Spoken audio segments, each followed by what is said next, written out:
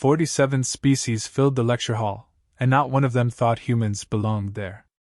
Danny Reyes sat in the back row, making herself small. 6 months at the Galactic Institute of Combat Sciences had taught her that invisibility was survival. The crystalline Verit students glowed with soft inner light. The armored Orvithai took up 3 seats each. The tiny Fenari huddled inside temperature control pods. And Danny, the only human in the Advanced Weapons Theory program, pretended to study her notes. Professor Hollis stood at the front, his crystalline body humming with harmonics that the translator rendered as speech. Behind him, a holographic display cycled through weapons from across the galaxy. Plasma lances, graviton accelerators, harmonic disruptors. Each one a marvel of energy manipulation. Then the display changed, and Danny's stomach dropped. A rifle. An old Earth rifle, maybe 200 years old, displayed like a fossil in a museum case. And now, Professor Hollis said, his harmonics carrying the unmistakable weight of amusement, we examine what happens when a species never develops beyond chemical propulsion.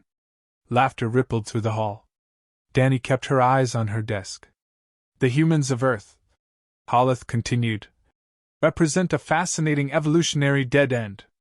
While every space-faring civilization naturally progressed to energy-based weapons, humans remained attached to this. He gestured at the rotating rifle with something close to pity. A metal tube that uses explosive chemicals to throw small pieces of metal. More laughter, louder this time. A massive Orvithai named Colbrahan turned in his seat to look at Danny. His armored face arranged itself into what might have been a smile. Tell me, human, do your people still throw rocks? Or have you at least moved past that? Danny said nothing. She had learned that silence was safer than explanation. The fundamental problem, Hollis continued, is efficiency. A plasma bolt carries 10,000 times more energy than any chemical propellant can deliver. Graviton manipulation allows for theoretically infinite acceleration without consumable fuel. These primitive kinetic systems require the user to carry heavy ammunition, compensate for gravity and wind resistance, and accept severe range limitations. The rifle in the display rotated slowly. A relic from a primitive age. This is why humans required 300 years longer than average to achieve spaceflight. They simply could not let go of their inefficient past. Danny's hands tightened under her desk. 300 years longer. As if that was the whole story. As if her species hadn't spent those centuries fighting each other, surviving ice ages, and building civilizations from nothing. But she stayed quiet. A small voice came from beside her. Is it true that your weapons are really so simple? Danny turned. A Fenari named Rucky sat in the adjacent pod, her large ears tilted with genuine curiosity rather than mockery. Rucky was small and nervous, and had been the only student to share notes with Danny all semester. They work differently, Danny whispered back. Not worse. Just differently. Rucky's ears twitched with uncertainty, but she nodded. Professor Hollis clapped his crystalline hands together, producing a sound like wind chimes. This brings us to your semester examination, a practical demonstration of combat effectiveness. The hall fell silent. Every student straightened. You will engage standardized shielded targets under timed conditions. You may use any weapon system from your homeworld's historical or current arsenal. The fastest time wins. Cole immediately raised an armored fist. I will bring my family's ceremonial plasma lance. It has burned through enemy shields for 12 generations. Excellent, Hollis said. Traditional weapons are encouraged. This is, after all, a test of your species' combat evolution. Other students called out their choices. Graviton hammers. Sonic devastators. Quantum disruptors. Each name more impressive than the last. Danny raised her hand. Hollis's crystalline body flickered with surprise. Yes, human. You wish to participate? I would like to bring equipment from Earth. Traditional equipment. Someone laughed. Cole's rumbling voice cut through the noise. What will you bring? A pointy stick? A rifle, Danny said quietly. My grandfather's rifle. The laughter grew. Even Hollis seemed amused. Very well. Permission granted, though I doubt your primitive chemistry will function against modern shielding technology. Thank you, Professor. Hollis dismissed the class. Students filed out, still chuckling about the human and her ancient weapon. Cole made sure to pass close to Danny's seat. I look forward to watching you fail, human. Perhaps it will finally teach your species some humility. Danny met his eyes. Said nothing. When the hall emptied, only Rucky remained. The little Finari climbed out of her pod and approached Danny with cautious steps. Why did you do that? Everyone will laugh at you. They already laugh at you, but this will be worse. The shielded targets are designed to resist energy weapons. Your chemical propellant cannot possibly generate enough force to. Rucky. Danny smiled for the first time in weeks. Has anyone at this institute ever actually tested that? Rucky's ears flattened. What do you mean? 40,000 years ago, the galaxy abandoned kinetic weapons. Everyone moved to energy systems, and shields evolved to stop energy. Danny picked up her bag. But has anyone checked whether those shields stop bullets? Rucky stood frozen as Danny walked toward the exit. I'll see you at the examination, Danny said over her shoulder.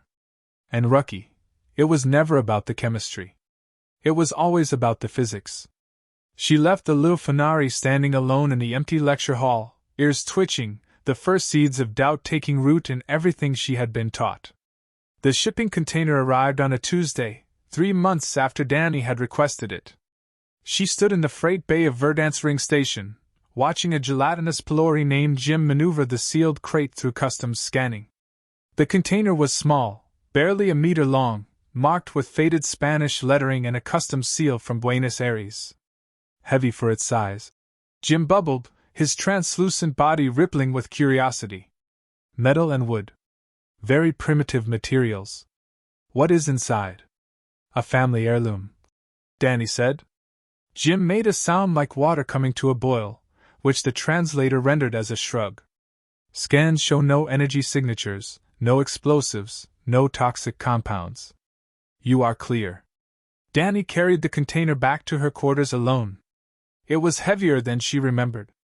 Her room was small, a standard student pod with a sleeping platform and a desk. No windows. No access. She had never bothered to make it feel like home, because it wasn't home. Home was 12,000 light-years away, on a ranch in Patagonia where the wind never stopped blowing. She sat on the floor and opened the container. The rifle lay inside, wrapped in oiled cloth, exactly as her grandfather had kept it. Danny lifted it carefully, feeling the weight settle into her hands. Walnut stock worn smooth by 3 generations of use. Blued steel barrel still perfect despite its age. A scope calibrated by her grandfather's own hands. She closed her eyes, and for a moment she was 12 years old again. Breathe. Her grandfather Eduardo had said, his weathered hands adjusting her stance. The rifle does not care about your heartbeat, your fear, your doubt. It only cares about physics. You control the physics. You control the shot. Young Danny had struggled to hold the heavy weapon steady. But what if I miss? Then you learn, and you shoot again. That is the human way, little one. We do not give up. We do not move on to easier methods. We master the hard ones. She had fired her first shot that day. Missed by 2 meters. Fired again. Missed by 1. Fired again. By sunset, she was hitting targets at 300 meters. Her grandfather had smiled, something he did rarely.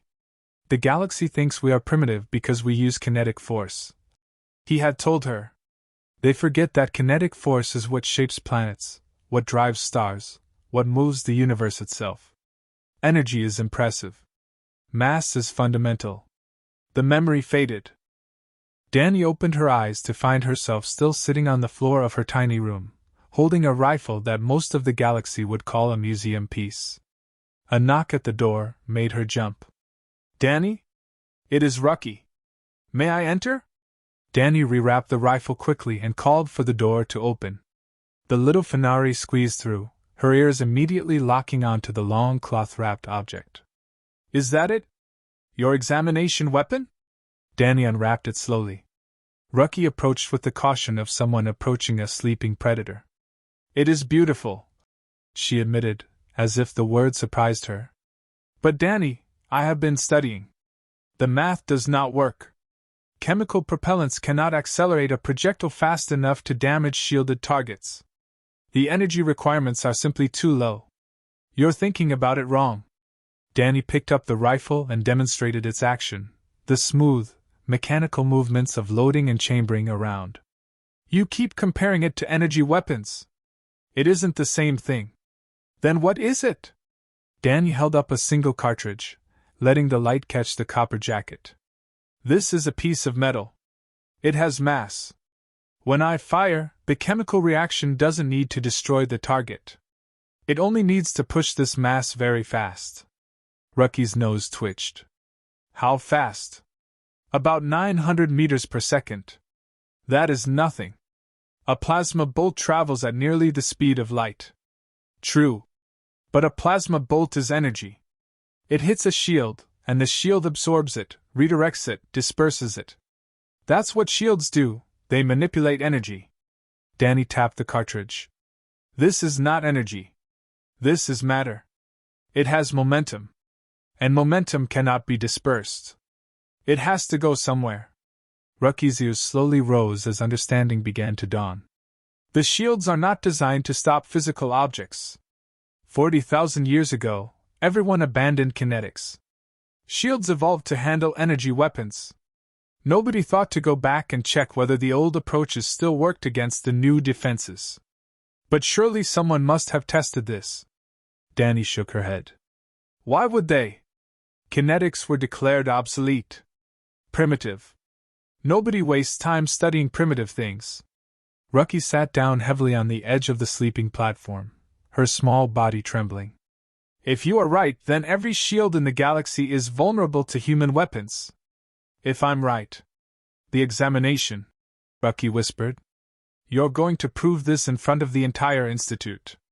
Danny began cleaning the rifle. Her movements were practiced and calm.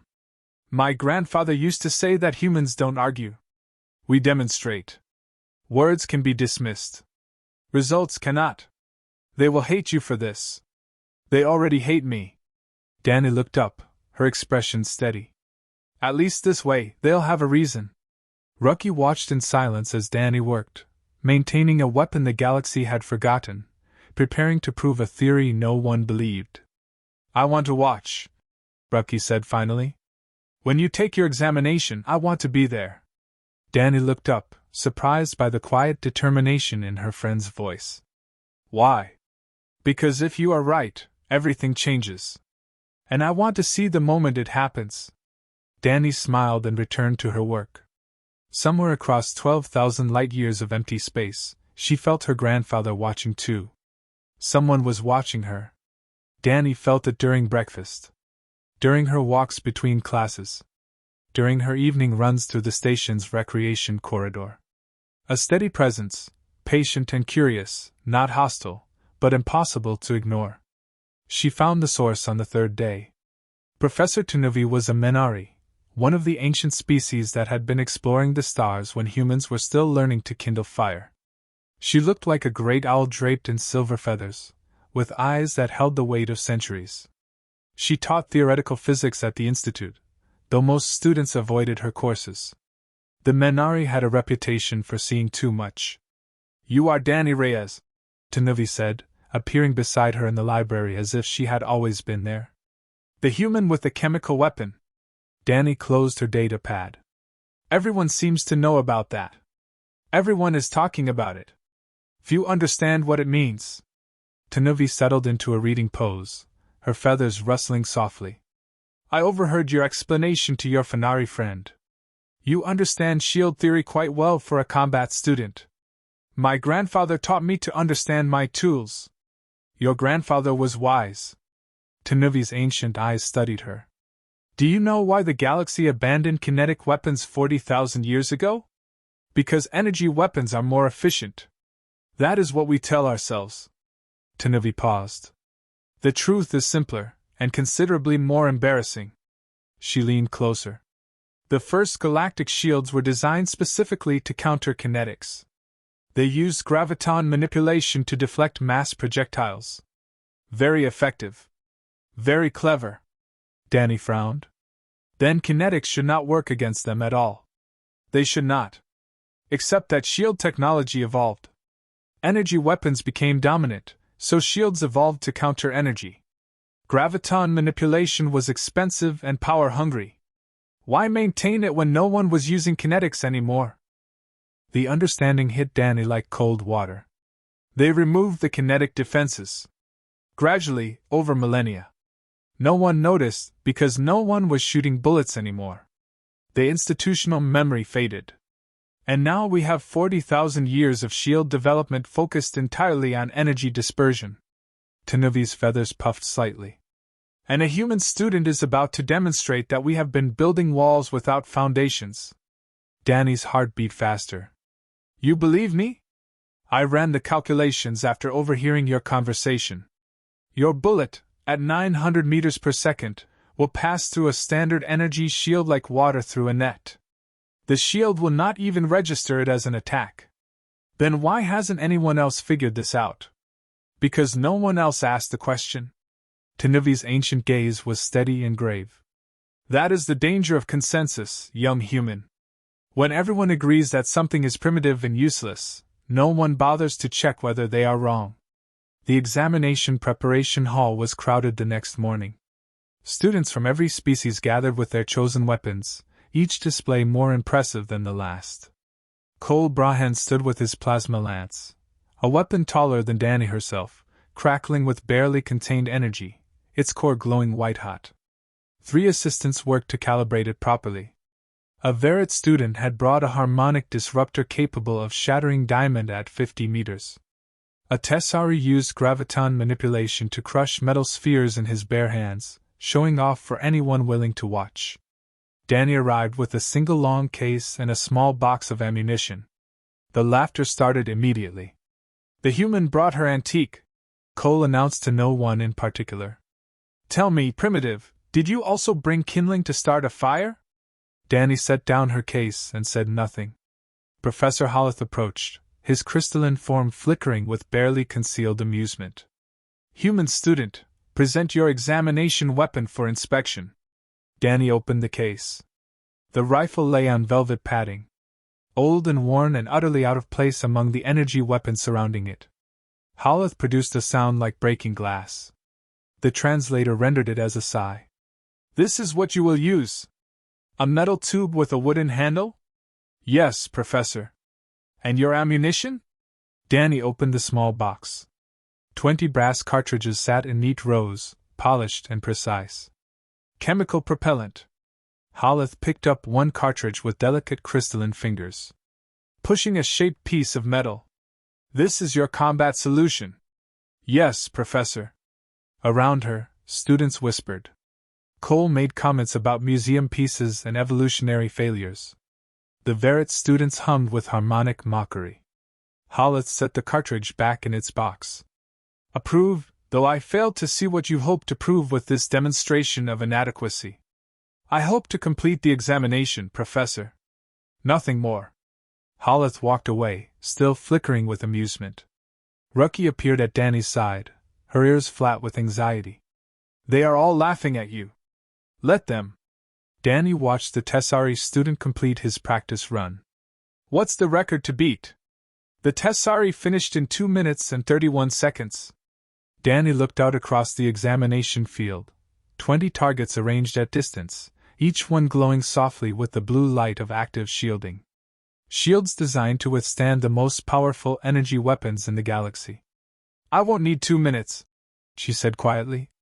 In the observation gallery above, Professor Tanavi watched with silver feathers bright against the dark walls. She alone was not laughing. She alone understood what was about to happen. The galaxy had been building the wrong walls for 40,000 years. And a human with a simple rifle was about to knock them all down. The examination began. Cole Brahan stepped to the firing line first, his plasma lance humming with deadly energy. The weapon was a masterpiece of Orvithai engineering, passed down through 12 generations of warriors, calibrated by 3 assistants, its core blazing white-hot. 20 shielded targets stood across the field, each ringed by a soft blue glow. Standard galactic defense shields, rated to absorb plasma fire, graviton bursts, and harmonic disruption. Begin. Cole raised the lance and fired. A beam of superheated plasma struck the first target. The shield flared brilliantly, absorbing the energy, dispersing it across its surface, before finally collapsing under sustained assault. 3 seconds. The target fell. Cole moved to the second, then the third. Each shot demanded sustained fire. Each shield pushed back before buckling. Final time, 4 minutes 12 seconds. Respectable. Not record-breaking. Other students followed. Averit used harmonic frequencies to shatter targets from within, 3 minutes 8 seconds. The Tessari bent gravity itself, crushing targets with invisible force, 2 minutes 31 seconds. A new record. Rucky tried her sonic disruptor. The shields absorbed most of the sound, requiring multiple sustained blasts per target. She returned to the stands with her ears pressed flat against her skull. 7 minutes 44 seconds. Danny watched it all from the waiting area, her rifle resting across her knees. Finally, Holith called her name. The walk to the firing line felt longer than it should have. She felt every eye in the hall on her back. She heard whispers, soft laughter, predictions of failure whispered in a dozen languages. She set her position. Checked her ammunition. Shouldered the rifle. "Your weapon is ready?" Holith asked. His tone suggested he was expecting something to catch fire. "Ready. Begin." Danny inhaled. Her heartbeat slowed. The scope brought the first target into sharp focus, the blue shimmer of its shield filling her vision. She exhaled halfway. Squeezed the trigger. The crack of the shot rang through the hall like a thunderclap. The bullet crossed the distance in less than a heartbeat. It struck the shield and passed through without slowing, punching a clean hole through the target's core. The target fell. Silence. Complete and absolute silence. Danny chambered the next round and fired. Another target dropped. Then another. Then another. She worked with mechanical precision, each shot finding its mark, each bullet passing through shields that had been engineered to stop the most fearsome energy weapons in the galaxy, shields that had no answer whatsoever for simple mass and velocity. By the 10th target, the silence broke. "That is impossible!" someone shouted. "She must be cheating. There are hidden energy systems, it must be modified." Holith raised a crystalline hand. "Continue the examination." Danny continued. 11. 12. 15. 18. The final 2 targets fell in rapid succession. She lowered the rifle and checked the chronometer. 47 seconds. The hall erupted. Cole Brahan was on his feet, his armored body trembling with rage. "This is fraud! That weapon must be modified! She has concealed energy systems inside it!" Other students joined the shouting. Accusations flew in a dozen languages. The translators struggled to keep up with the noise. Professor Holith approached the firing line, his crystalline form flickering rapidly. He crouched and picked up one of the spent brass casings from the floor, turning it over in his fingers. "Chemical propellant," he murmured, almost to himself. "Nothing more. No energy signatures. No modifications." Director Saul, who had been observing from the administrative gallery, descended to the examination floor. The elderly Verret moved slowly, his light patterns shifting in a configuration Danny had never seen from his species before. "Fear. The shields did not activate," Saul said, his voice barely above a whisper. "The shields did not even recognize the projectile as an attack. Because it isn't energy," Danny said calmly. "It's mass in motion. The shields were never designed to stop something so fundamental." Saul stared at her. Then at the rifle. Then at the 20 fallen targets with their neat, clean bullet holes. "Every shield in the galaxy," he said slowly, "uses the same fundamental technology." "Yes. Which means every shield in the galaxy is vulnerable to this. Yes. Saul turned to look at the assembled students, the students who had spent an entire semester mocking human primitiveness. Not one of them was laughing now. This examination is suspended, he announced. All results are sealed pending review. Human student Reyes, you will remain for questioning. Danny nodded. She had expected this. In the observation gallery above, Professor Tenuvi watched with her ancient eyes half closed. She had seen many things in her long centuries of life. She had never seen 40,000 years of assumptions collapse in 47 seconds. The galaxy had just discovered that the most dangerous weapon in the universe was one they had forgotten existed. And it had been in human hands all along. The council chamber had not been called into emergency session in 60 years. Danny sat at a small table in the center of the room, her rifle placed before her like evidence in a trial. Around her, representatives from a dozen species argued in voices that pushed the translators to their limits. Human treachery! An Orvithai delegate thundered. They have been concealing this capability while presenting themselves as primitive. A violation of the Galactic Peace Accords. A Verid administrator added, his crystals flashing with anger. Covert weapons development must carry consequences.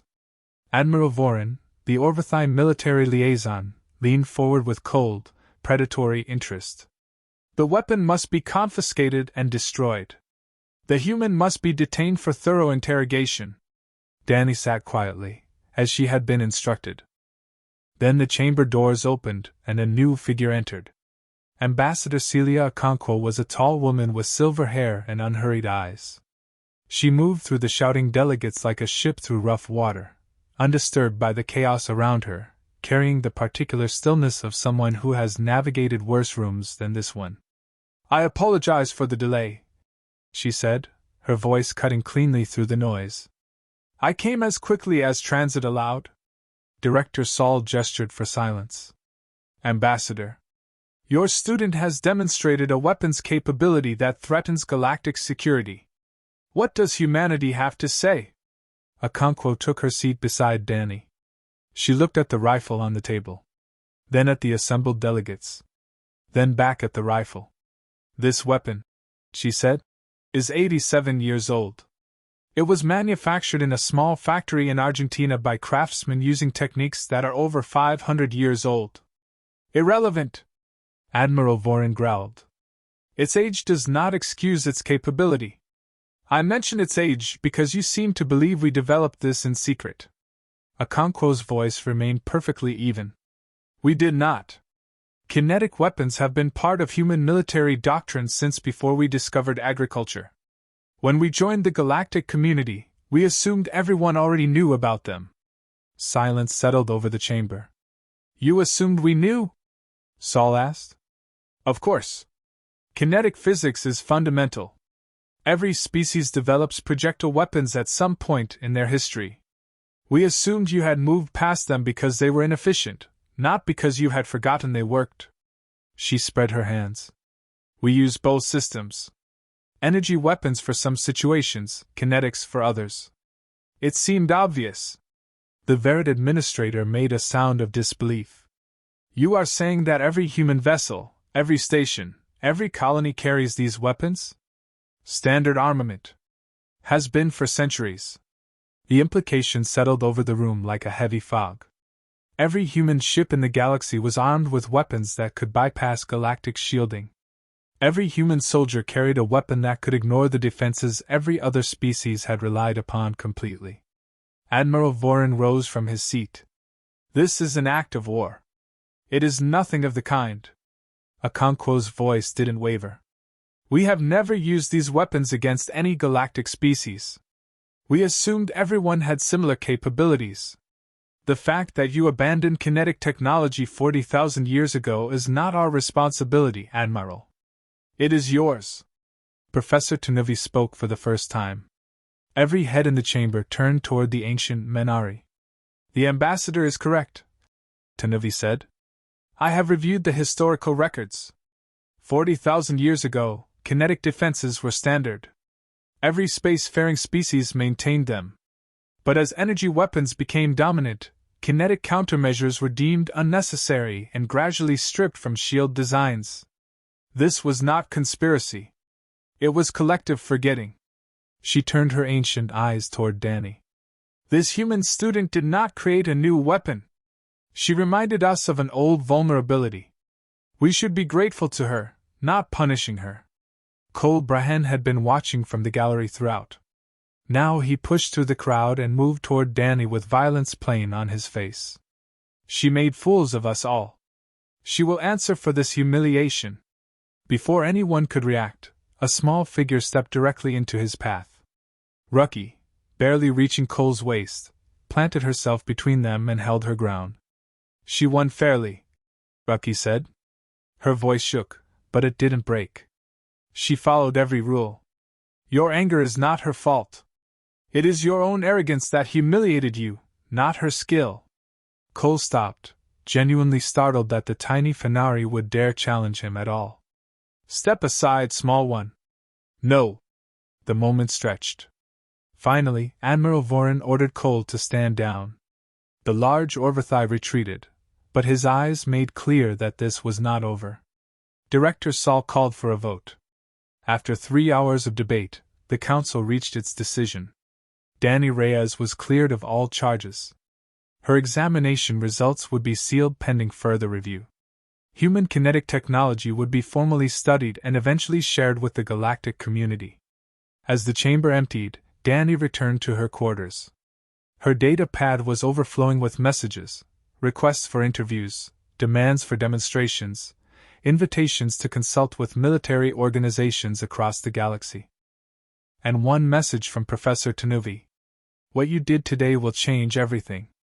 Well done, young human. Your grandfather would be proud.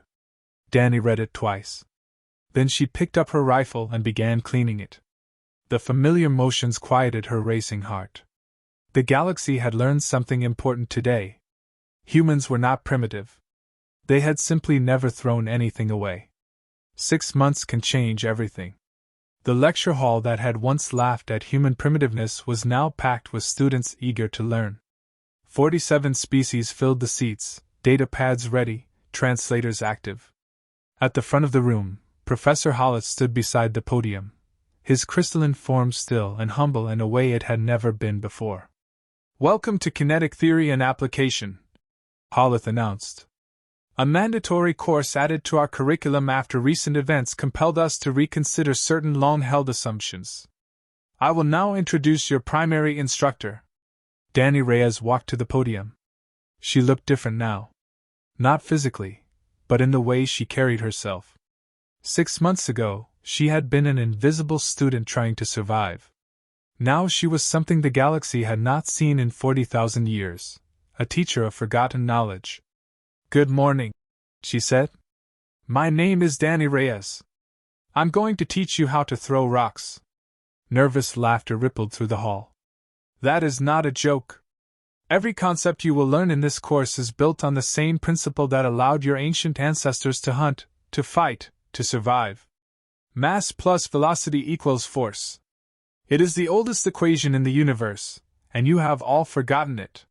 She gestured, and a holographic display materialized behind her. Human weapons through the ages, spears, bows, rifles, rail guns, each one a variation on the same simple theme. The galaxy moved on to energy weapons because they seemed more advanced, more elegant, more civilized. She paused. But you cannot improve on fundamental physics. You can only forget it. Rucky sat in the front row, no longer hiding in a temperature control pod. She had become Danny's teaching assistant, working to combine Fenari acoustic science with human kinetic principles to develop hybrid weapons systems that were already drawing serious attention from military researchers across 6 systems. In the back of the hall, a familiar armored figure sat alone. Cole Brahen had requested permission to audit the course. He had not spoken to Danny since the council hearing, but his presence said enough. After class, he approached her desk. I want to understand, he said simply. What I dismissed.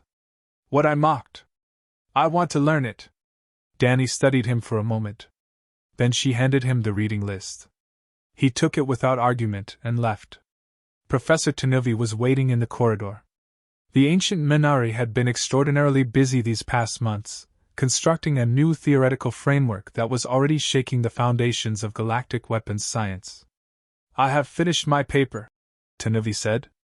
"I am calling it the Patagonian Principle, Reconsidering Technological Evolution." Patagonian? Named after the place where you learned to shoot. Where your grandfather taught you that humans do not give up, do not move on, do not forget. Tanuvi's feathers rustled with something that looked, unmistakably, like warmth. It seemed appropriate. Danny smiled. He would have liked that. That evening, Danny found herself at the station's firing range, a new addition, built to human specifications, already in heavy use. Mixed species groups of students practiced with modified rifles, learning the ancient art of putting metal through air. A young Verret struggled with the weight of the weapon. His crystalline arms were not built for this kind of sustained effort. He kept flinching at the sound. Danny approached and gently adjusted his stance. "Breathe," she said. "The rifle does not care about your species. It only cares about physics. You control the physics. You control the shot." The Verret steadied himself. His inner light pulsed with focus. He fired. The target fell. A cheer went up from the other students. The Verret looked at the rifle in his hands with something close to reverence, understanding for the first time that simple did not mean primitive.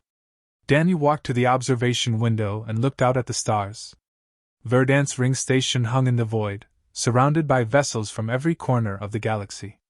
Many of those ships were being retrofitted with new shield systems, redesigned from the ground up to handle threats that had gone unaddressed for 40 millennia. And many of them were adding kinetic weapons to their arsenals, human designs, freely shared. Because knowledge grows stronger when it spreads. Somewhere out there, 12,000 light-years away, was a ranch in Patagonia where the wind never stopped blowing. A place where a young girl had learned to shoot. Had learned to fail and try again. Had learned that the old ways were not inferior. Just different. Her grandfather had been gone for 5 years now. But she felt him watching. She felt his pride. "You were right, Abuelo," she whispered to the stars. "The galaxy thought we were primitive because we kept the old tools. They forgot that the old tools work." Behind her, the firing range echoed with shots and cheers as species from across the galaxy learned to embrace what they had abandoned: energy and kinetics, ancient and new, progress through remembering rather than forgetting. Danny turned back to her students with a smile. Everything old was new again.